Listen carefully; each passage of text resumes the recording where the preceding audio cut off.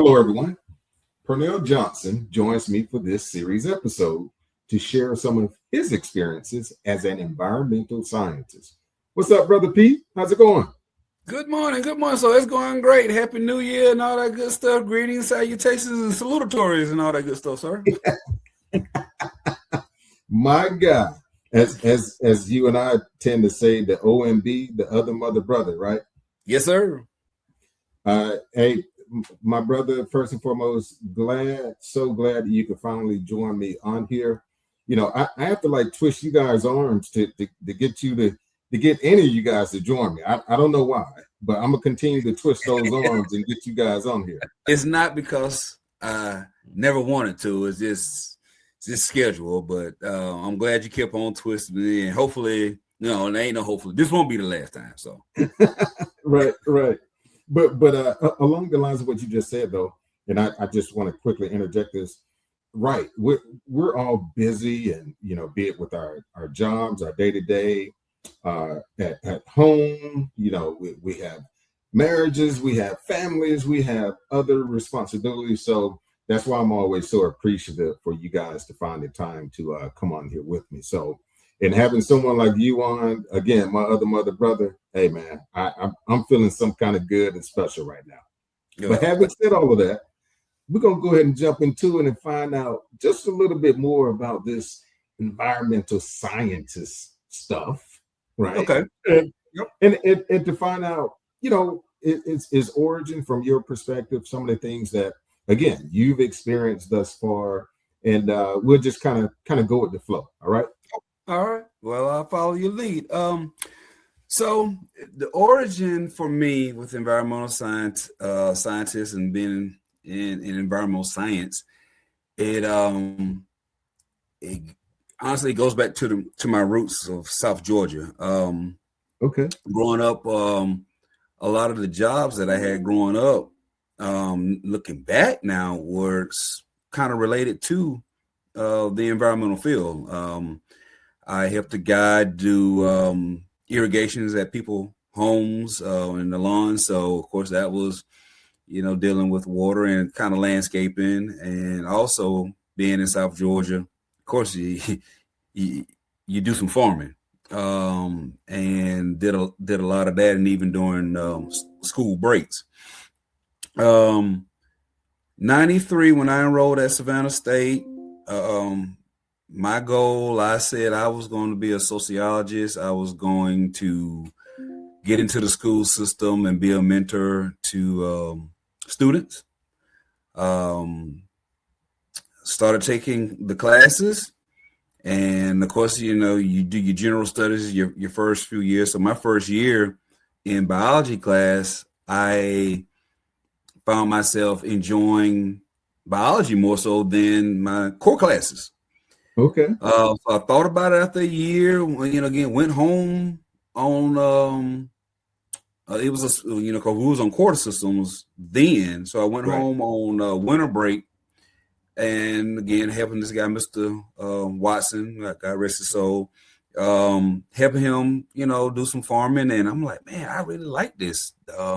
Being out in the air elements, not being in a office, kind of setting your own schedule and doing, working with my hands. So I was like, maybe let me get into agribusiness.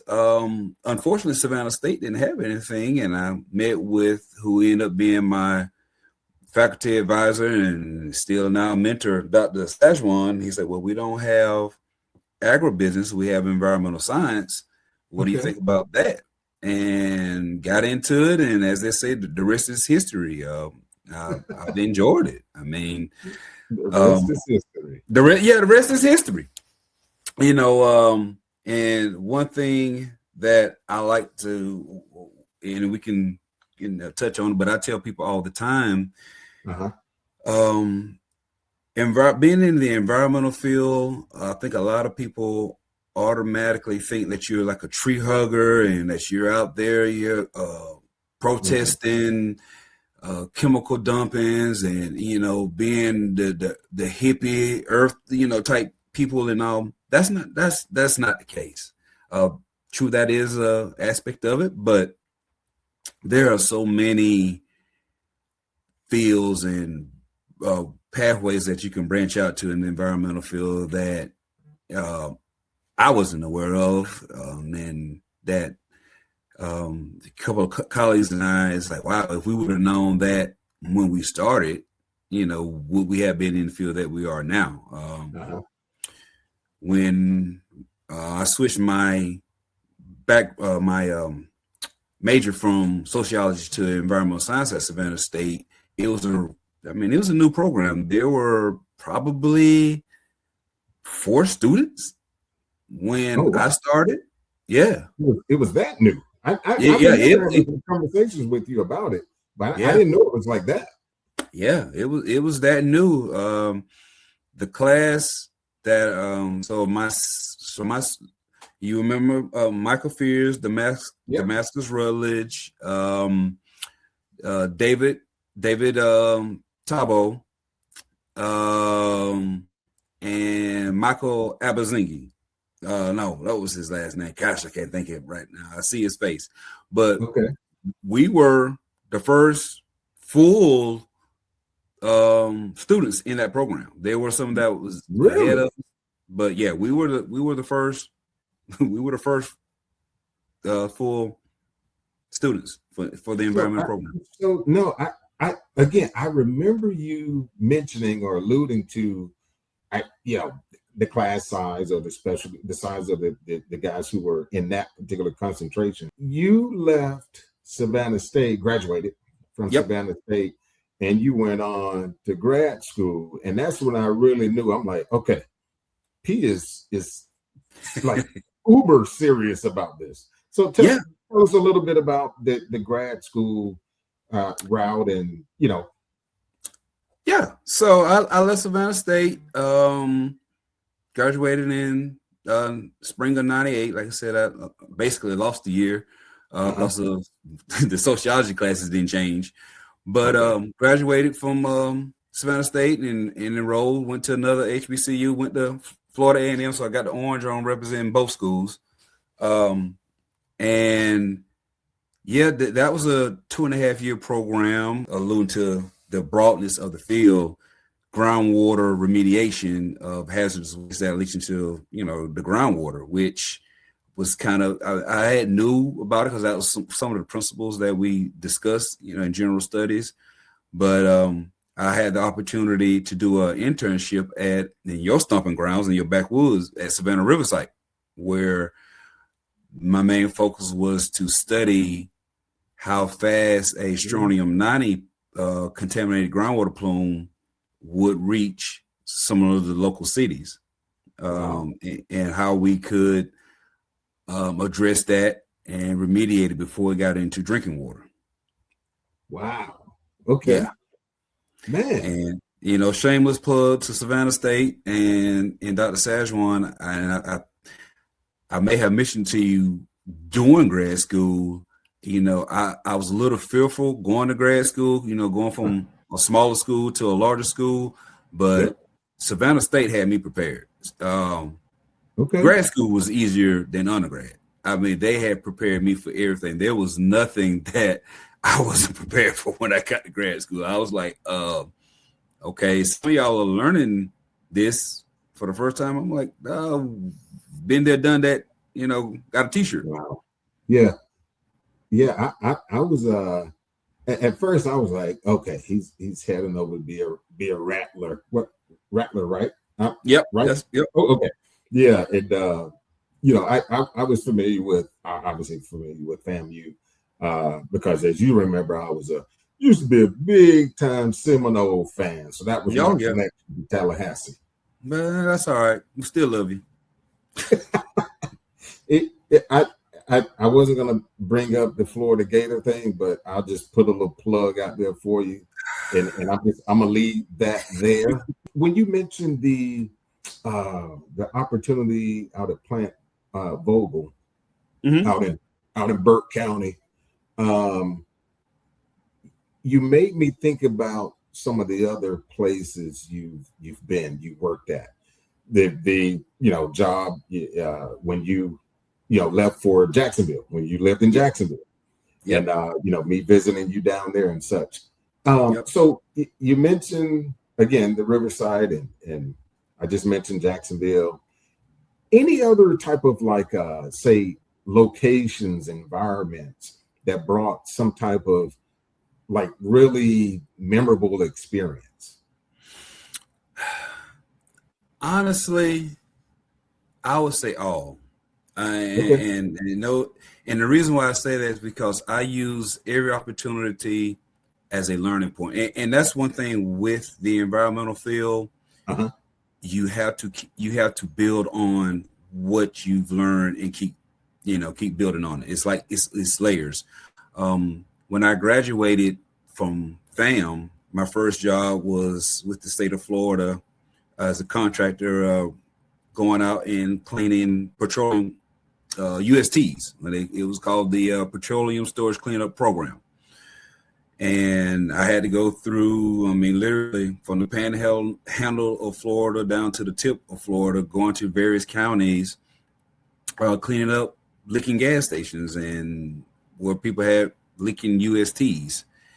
That was, again, it was eye-opening because it's not the typical tree hugging perspective. And with the state of Florida, the groundwater is very shallow. It gets into drinking water, and not only that, with tourism being the main industry in Florida, they wanted to have their drinking waters, their streams, rivers, and beaches clean. So that was one of the main focus of that. It was to clean up the environment, but it was also the business and the economic aspect of it also too. If you got beaches and rivers and streams where people fish and all that contaminated with gasoline, you can't utilize it. So we wanted to protect those areas. So learning that aspect of it and knowing the different areas of Florida that has again, people think Florida, they think beaches, which that's their main thing. But Florida has different geography, which the land under it, you have beach sand area, then you have clays, and those different type of sediments restrict less the flow of groundwater and contaminants into the ground. So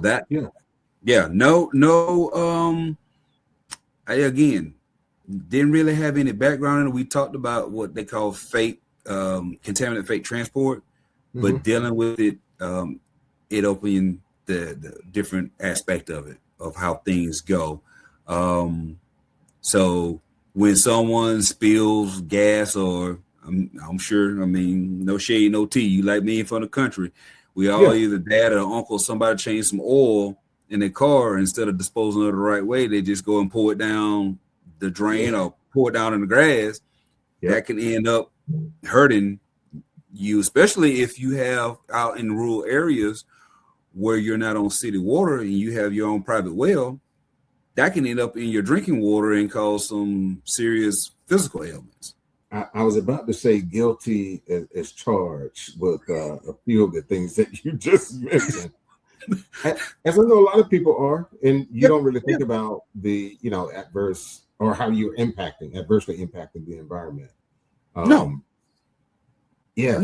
That and again, I said people, a lot of people, when they think about environmental issues and damages and violators and they think about large companies and how they get rid of their chemicals, or they think of Love Canal, which kind of started the Superfund and circular regulations with the EPA of just dumping stuff in rivers and stuff like that, or in there. I think of Aaron Brockovich and stuff like that. But no, it's a lot of other things that you have to think about that people might not even think about. Your farmers, who put pesticides on their crops to control any type of infestations or to protect their crops. Mm-hmm. They put too much in it. That stuff can reach into the groundwater and cause problems and become toxic. Wow. So a lot of what you just shared kind of you actually address in part what I wanted to ask you with respect to like challenges that you've run into in the past that you guys may be experiencing now, like holistically or specifically, like what kind of challenges do you typically face? I know there's a litany of them, but there are. I really say getting people to understand the relationship, this synergistic relationship that we all have with the environment. It can go something as, like I said, with the groundwater, anything at the air, atmosphere, the type of emissions and stuff that goes in the air. Anything that we do daily, and I'm not saying that, I'm trying to make anybody feel bad or negative, it affects the environment. You start your car up, that's emissions going into the air. Mm-hmm.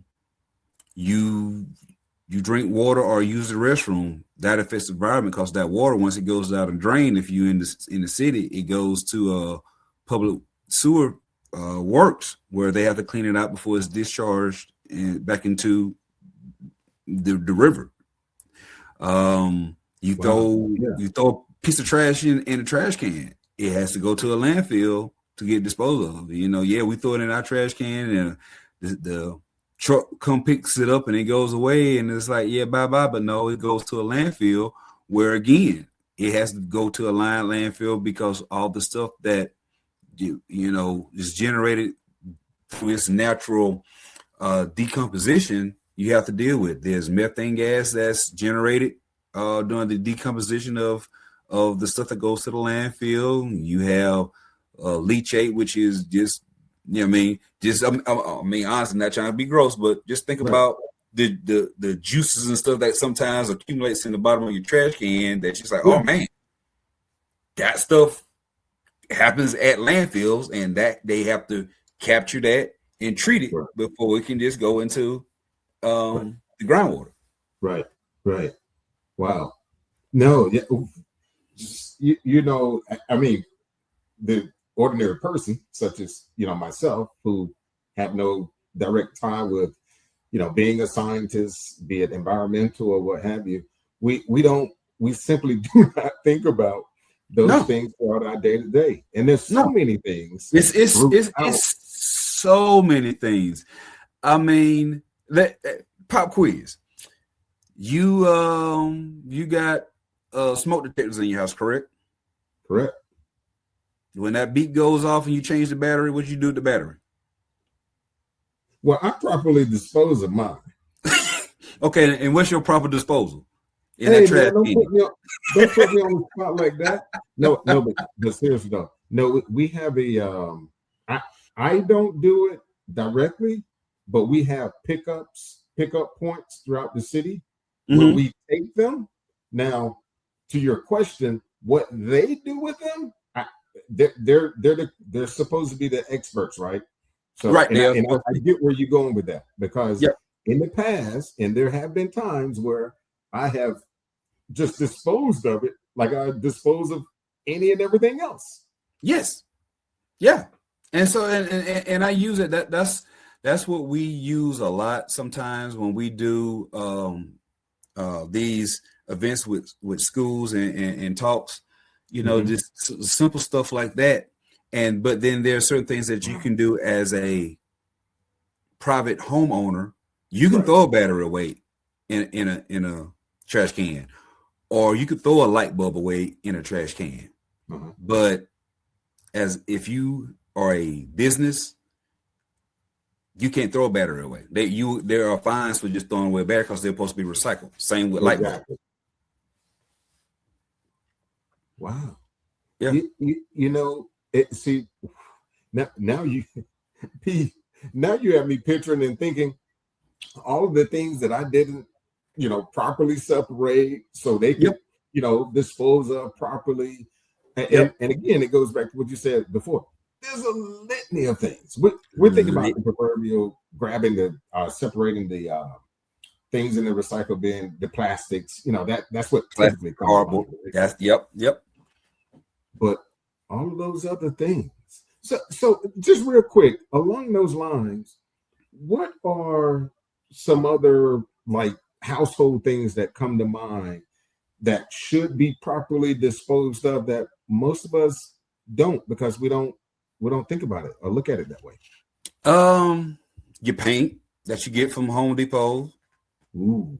Aerosol cans, which whether it's the Lysol disinfectant spray, which that was big with COVID, and right now there's flu season. Those are some things that if you are a company, you dispose of. And recently, and with the EPA regulations, aerosol cans used to go as hazardous waste as flammable pressurized containers. Well, now they go as universal waste because you have so much of it. And I'm not going to name the company, but I'm just going to say, think of certain retailers that you go around to. I used to do pickup for retailers, and mine was blown because I never thought about it. Uh-huh. I monthly go around to retailers where they had waste they had to dispose of. Mm-hmm. They had, and aerosol cans was one of their largest ones, and it was from like damaged goods. They would have bleach that was damaged that they couldn't sell, cigarette lighters, Drano, fingernail polish, lighter fluid. Mm-hmm. Wow. So how in the waste world, how it goes in which, after I left the petroleum cleanup industry, I went into waste disposal. So right now I tell everybody I'm glorified trash man because I, make sure businesses waste goes out properly. Yeah. In the waste world, if you get something for an intended purpose and you done with it and you need to get rid of it, outside of its intended purpose, it's waste. So you have to classify how to get rid of it. So if you get a spray can, you're a business, and you say, "Hey, I'm finna order a case of spray paint to paint this wall. I'm done with it. Okay, your intended purpose was this. Well, now you got to get rid of the empty cans. You just can't throw it away. You have to say, okay, it's either waste or not." And not to get too technical because it trips up a lot of people, solid waste. And you think of solid waste, where solid waste is something that is like a solid material. Solid waste can be liquids and or gases. It's a whole lot of layers to it that, again, as I started this journey, the journey when I say officially started in '94 when I changed my major, Right. that I did not know about. Honestly, there's so many layers. Another perfect segue to where I wanted to go next is to quickly pose a question around the outlook of environmental work, specifically environmental science and such. Needless to say, just from listening to you break this down and break it out, like there's a tremendous need for you guys' expertise in various respects of, be it local, state, federal, whatever. But your experience, day-to-day experience, like what is the outlook and the, I guess, the need for environmental scientists in general? There's definitely a need, and it just depends on the specific task. I think currently the growth is I'm not it's kind of I'm not stagnant is not the word, it's stable. It's not going to grow as much with the current administration, with people not understanding some of the regulations, if they're going to try to get rid of EPA and some of the fundings of certain things. But as I stated earlier, there's always going to be waste that's going to be generated. You can't get around it, and there's new forms and new issues coming up. All these new Google and Amazon and Microsoft data centers going up. The big thing now with those is you think about it's a data center and you're like, okay, well, what kind of waste could we be generated with that? Mm-hmm. They require a lot of water to keep those servers and everything cool. Right. So that's the thing now. A lot of folks are not wanting those to come in because it's going to take a lot of water, and not only it's not like they're just cooling the water; they're adding glycol and other type of chemicals to it to help keep these servers cool, and then you have to discharge it. Wow! So there's going to be a need as long as and one guy told me.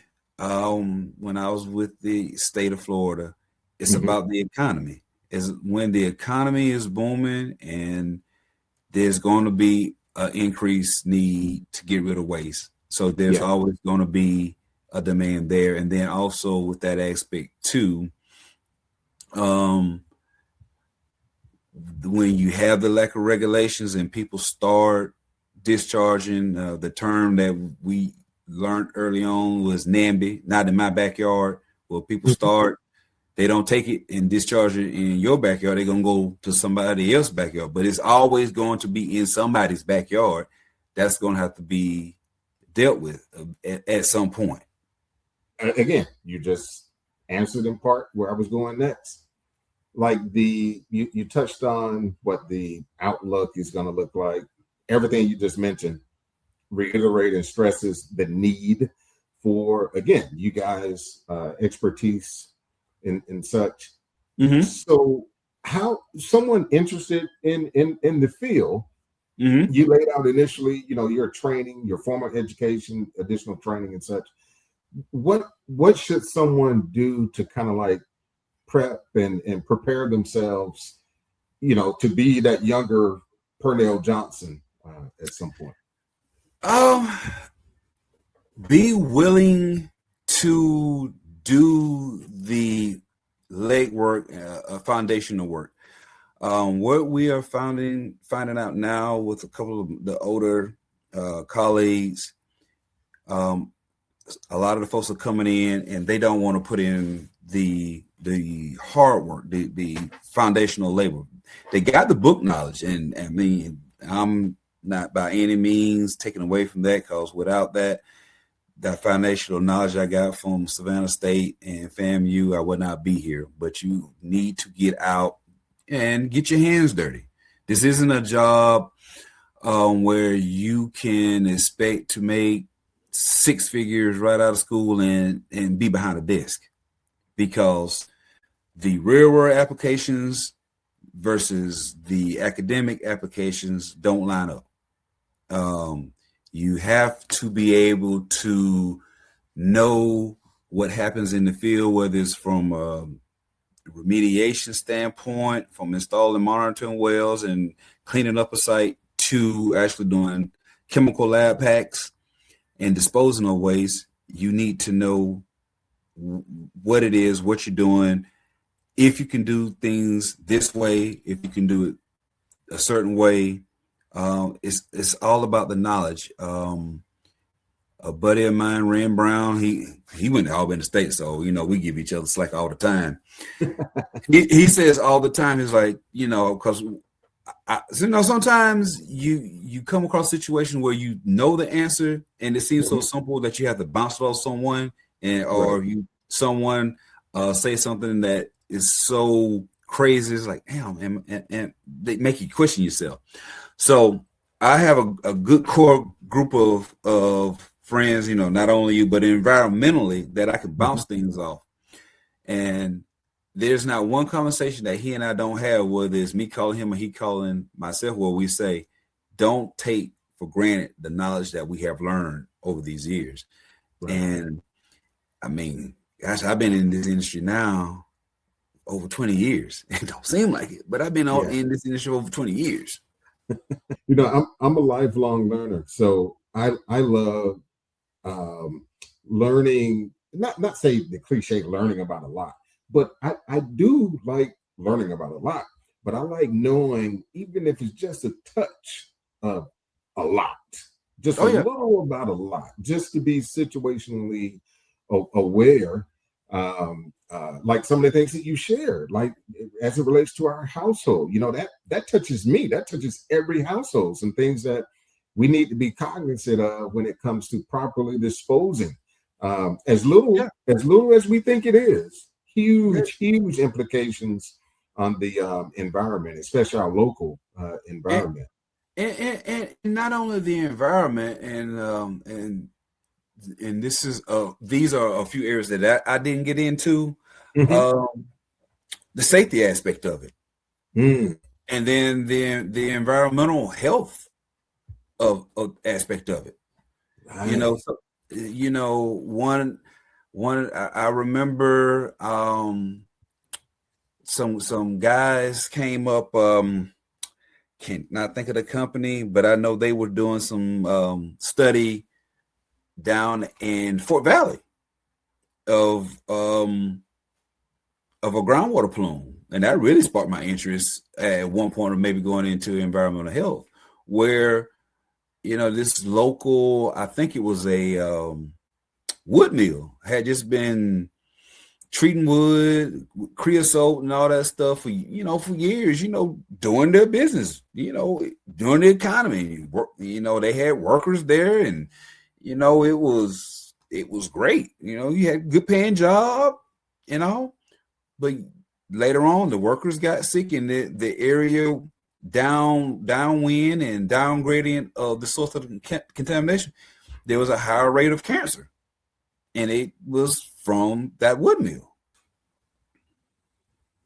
I'm telling you, have me taking notes, mental notes. I'm writing things down.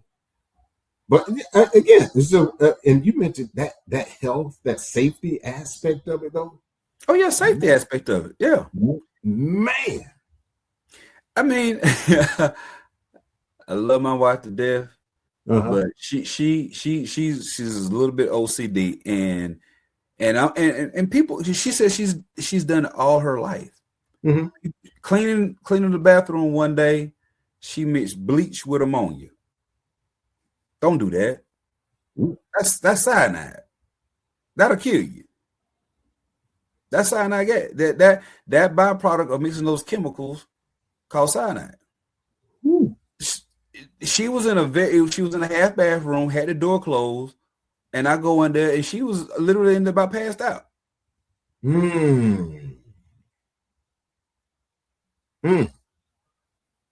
So Pernell, now you have me thinking about another interaction, another engagement with you to pinpoint some of those things, like specifically from a safety perspective. A segment that's totally dedicated to safety. Because you're right. I mean, we're not equipped to think about. We're not trained to think about these things, and some would argue and be like, well, some things are common sense. You should know not to. But no, if you've done it for so long, if you've done it right, we're not wired. We're not thinking that way. So file that away. I like to do a safety / whatever segment to expound upon, some of the things that you've shared thus far. This is good information. I passed some of my little tidbits and I'll let you go. Like I said, over the years, like even my kids to this point now, I was like, Daddy, come on now. But like I'll go to certain places and I can say, oh, this place has had an ash bar system to clean up a leaking in UST, and like a Repco, you know, or Walgreens, you know. There's certain things that I've just over the years I can look and say, okay, they purchased this land cheap because it was contaminated. And my wife like, how you can tell? I'm like, well, I can see there's a old monitoring well right there. They did some soil borings here, and this is what a gas pad was. Yeah. Wow. My brother Pete, man, I am so glad you came on here. No, man. I'm glad. I'm glad you had me. So I remember your undergraduate studies and all these things, and your first job, some of your other positions and such. So to see you now and to hear this manifest itself, and after your training and all of this experience, like you said, decades, over 20 years of all of this, it's a testament, man. I'm this is good stuff, brother. All I can say is I'm proud of you. This is impressive. No, thank you. I mean, and never, when you said impressive, I never look back at it to be, to be impressive. I just wanted to do the best job of everything that I had, and over the years, going into this field as a minority, it's not too many of us. Yeah, I can imagine that. And going in, and I can hold my hat on the relationships I built over the years and my reputation. There are still some companies and gentlemen that I met. Like I said, I've been in over 20 years. So when I first got out of grad school, George Foster, he was an older guy. Met him in Brooksville, Florida. I had never heard of Brooksville, Florida. He had a small company. Met him. We worked some things, learned some things from him. He ran some, issues by me. I ran some by him. We bumped heads a little bit over a few things, but we developed a friendship. He actually offered me a job, years ago when I was still with the state. He was like, hey, you want to come down? I'm like, nah, I don't want to go to Brooksville. You know me, I was at that time, I was all about Jacksonville. I say that, I hit my 4-year anniversary with CBS Environmental over Thanksgiving holidays. 4 years. 4 years. He hit me on LinkedIn and was like, hey man, congratulations, glad that you're doing well, and you're thriving, when you're in the area, let's link up. And like I said, this has been some 20 years ago. Wow. So that lets me know that I've done something right, and it's still, some relationships that I still have had, and I've always just say, if you do the right thing, you do, good job. Your reputation is going to follow you, and I'm proud that has been the case. Good. No, good, man. Whew. My OMB, other mother brother. That's what I'm talking about. Yes, sir. On that note, I'm going to get you up out of here because I can keep you on here for another 20, 30, 40 minutes. Hey, man, listen. Like I said, I'm sorry it took so long. Obviously, I feel like I'm trying to make up for it, but man, let's do this again. We can do a part 2, part 3, or part 4, sir. Well, there it is. I have witnesses to everybody listening to this. He's already signed up, so there it is. Be on the lookout. But no, seriously, my brother. Hey, thanks again. I can't thank you enough. This was a wealth of information. I didn't think, I had forgotten about the aspect of how personalized this type of conversation can be when it comes to the households and how we are impacting the environment, potentially maybe endangering ourselves, as you just touched on a couple of things. But having you back on and kind of again talking from a safety and again any other related perspective, I think that would be very, very beneficial conversation to have. Okay. So, yeah. My brother, thank you again. Big thanks. And continue Godspeed to you, my brother. Thank you, sir. Godspeed to you too. Go Gators. Well, but, hey, I was waiting for that. I was waiting for the game. I'm gonna let you have it though. You my brother. So anyway, guys, we're not gonna worry about that Gator stuff. But to the audience, hey, thanks for tuning in again. Like the video, leave a comment and share. Subscribe to the channel and click the notification button so you can be notified of my latest content. This series is another way we creatively inform and inspire, helping people write the lives they desire. Until the next time, take care.